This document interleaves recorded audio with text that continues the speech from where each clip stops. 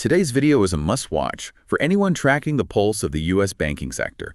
We're diving deep into the Q3 2025 earnings results of the biggest players shaping the market: BNY Mellon, Bank of America, Comerica-Fifth Third Bancorp, JPMorgan Chase, Citigroup, and Goldman Sachs.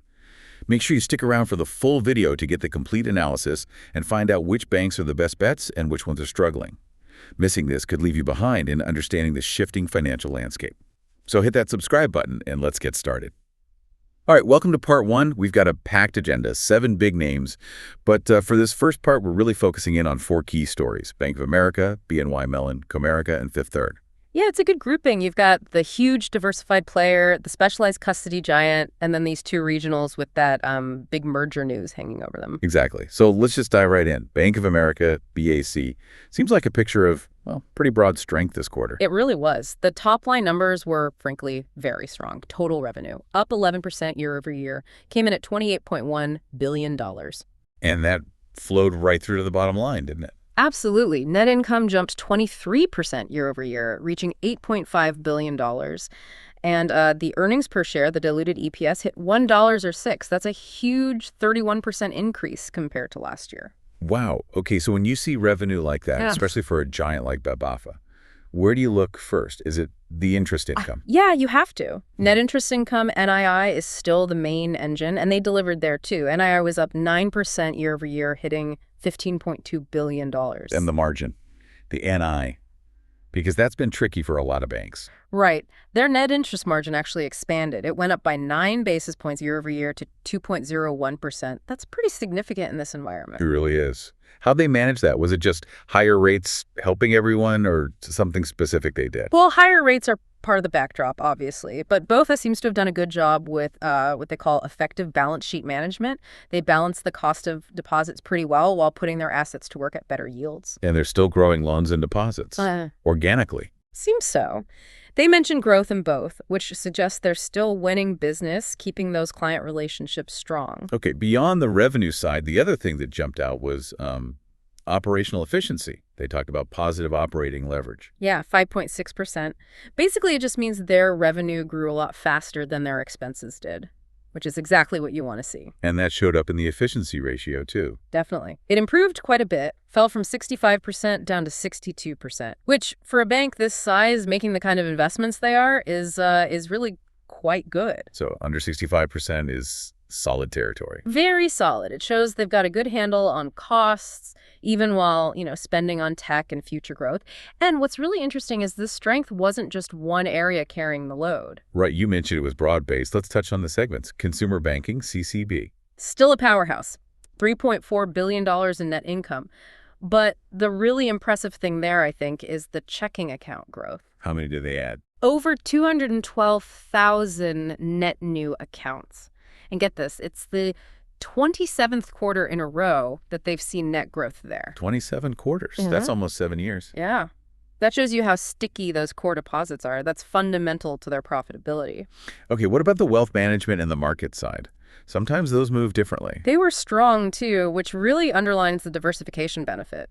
Global Wealth and Investment Management, GWIM, saw net income up 14% year over year. Driven by fees? Mostly asset management fees, yeah. Client balances in that segment hit $4.6 trillion. That's up 11% from last year. Just huge numbers. And the institutional side, investment banking and trading. That was maybe the biggest positive surprise. Global banking saw investment banking fees jump, wait for it, 43% year over year. 43%. Too bad, how much of that is just the whole market recovering versus BOFI actually doing better? That's always the question, isn't it? The overall market for IB is better, no doubt.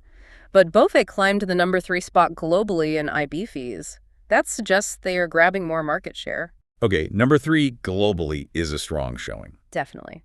And it wasn't just IB, global markets. So sales and trading revenue is up 9% year over year. That was helped by equities trading, which was up 14%. So strong performance, and they shared the love with shareholders, too. They did.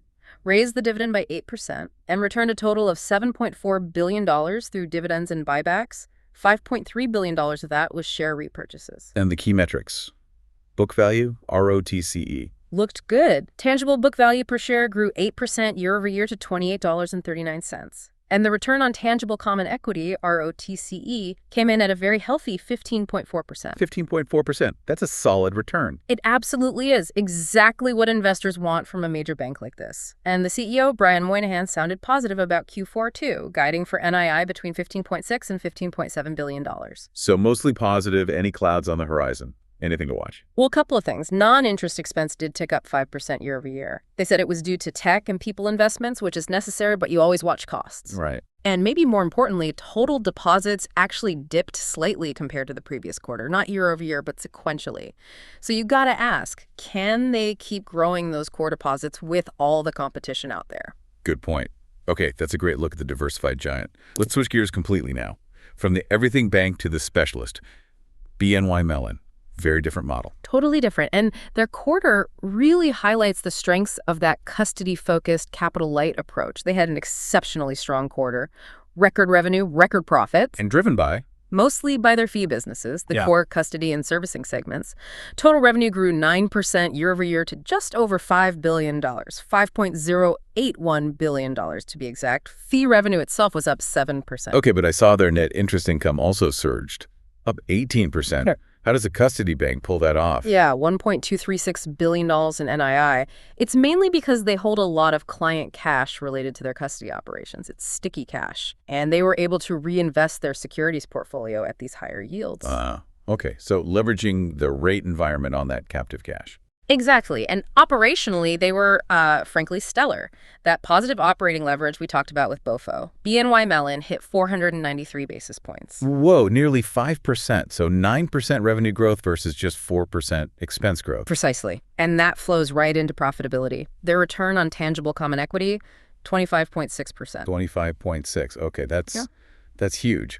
Almost double BOFO's number. It is. That's the power of the capital light model. Their business is about scale and fees, not taking huge balance sheet risk.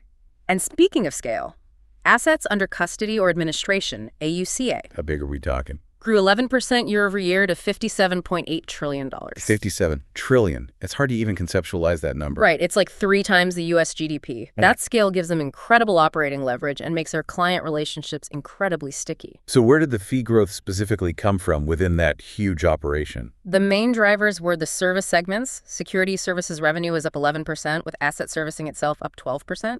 Then market and wealth services, MWS, that revenue grew 14%. Any standouts within MWS? Oh, yeah. Foreign exchange revenue within that specific segment was up a massive 35% year over year. And clearance and collateral management was up 12%. Okay, so the servicing and market-facing parts were firing on all cylinders. But wasn't there a weaker spot? Investment management.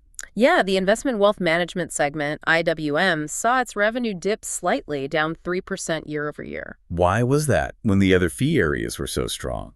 Management pointed to the mix of flows within assets under management, AUM. The total AUM was basically flat year over year at $2.1 trillion, but I guess the type of assets coming in or out wasn't ideal for their fee structure in that specific division.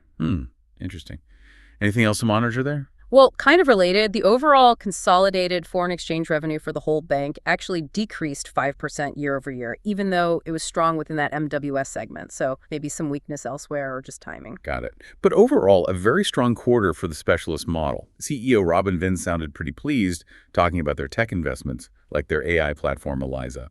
Yeah, and their capital position is rock solid. CET1 ratio of 11.7% allowed them to return $1.2 billion to shareholders.